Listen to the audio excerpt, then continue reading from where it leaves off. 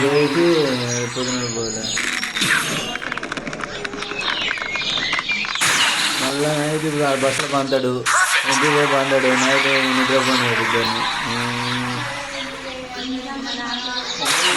అది తిక్కలు తిక్కలు చేయకు, నువ్వు పోతాను మధ్యాహ్నం అనే డోలు వస్తాడు. కొంచెం ఉందని తీసుకురా.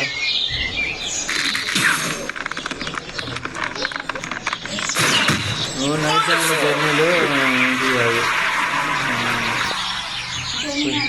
అలా పోసినావా వేడిగా ఉండదు. నువ్వు కార్లో పోయినా వెళ్ళపోయినా బస్సు అయితే మాత్రం సేఫ్గా పోతానే ఉంది. నైట్ టైం చేస్తారు ఝాన్సీ అన్న.